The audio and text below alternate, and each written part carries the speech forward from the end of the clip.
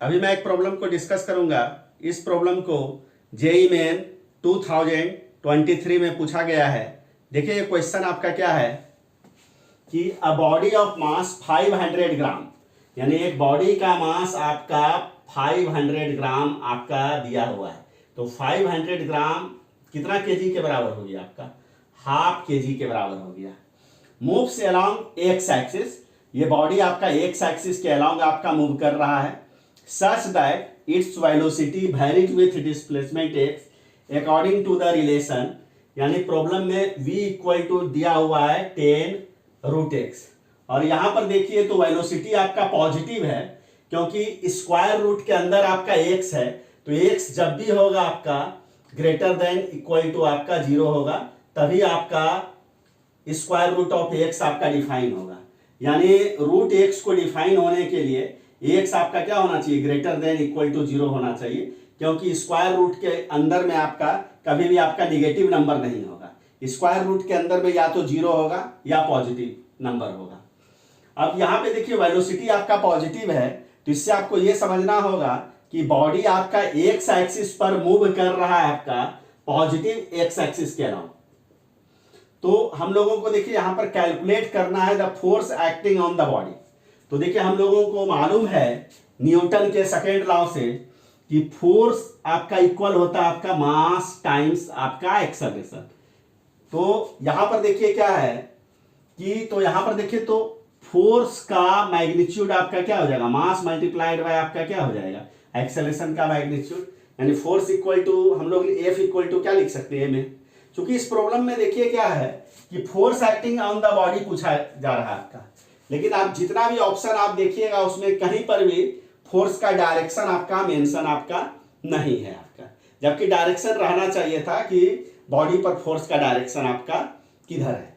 तो आपको सिंपली यहां पर समझना है कि यहां पर फोर्स का मैग्नीट्यूड हम लोगों को निकालना है।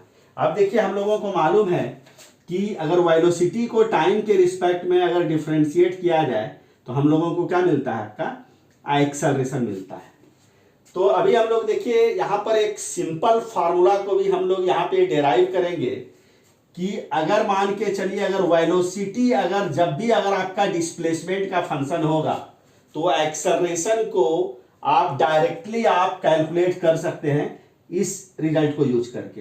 हाफ dy dx आपका क्या हो जाएगा? आपका v स्क्वायर, यानी एक्सेलरेशन को आप डायरेक्टली कैलकुलेट कर सकते हैं इस रिजल्ट को यूज करके। अब देखिए हम आपको ये बता देते हैं यहां पर कि ये देखिए ये रिजल्ट आपका आया कैसे। अब इसको आप समझिए। a इक्वल टू देखिए क्या है? dv by dt।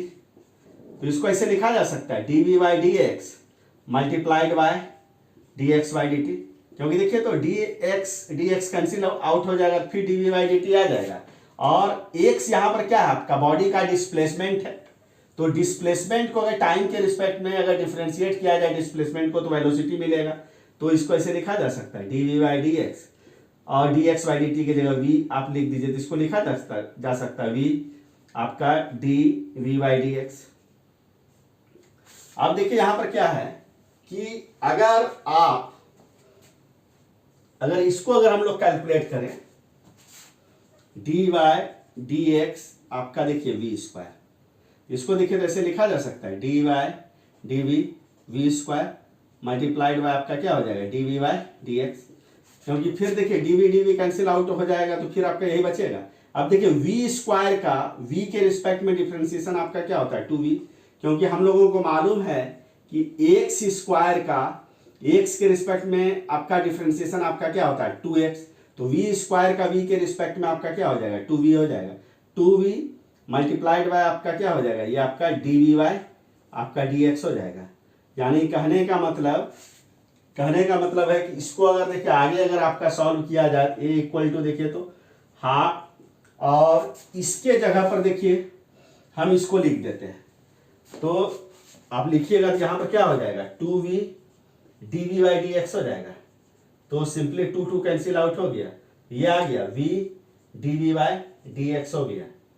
यानी कहने का मतलब है कि इसको भी अगर आप सॉल्व करिएगा तो ये आपका आ जा रहा है, और यहां देखिए तो a equal to dv by dt से जब आप आगे बढ़िएगा तो यहां पर भी फाइनली आपका यही आता है। इसका मतलब हम लोग ए को हम लोग ये लिख सकते हैं।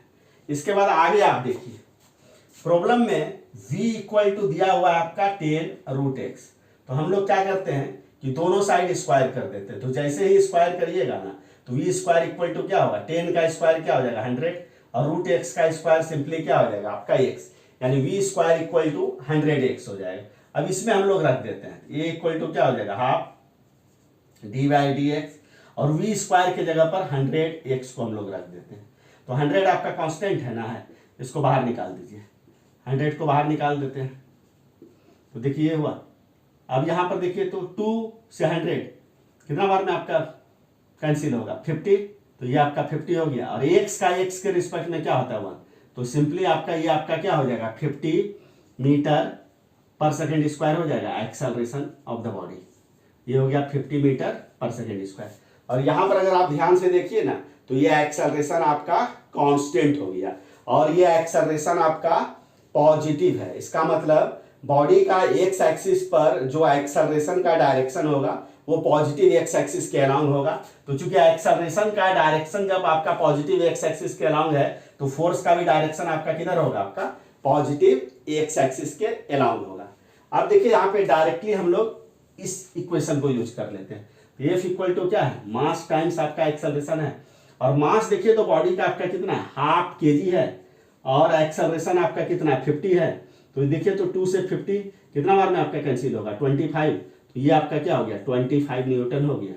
तो यहाँ पर फाइनल आंसर आपका क्या होगा, आपका डी होगा। तो इस प्रकार से इस क्वेश्चन को मैंने सॉल्व कर दिया। अगर इस क्वेश्चन के सॉल्यूशन को समझने में आपको कहीं भी किसी भी ढंग का डाउट आएगा तो आप कमेंट आप जरूर कीजिएगा।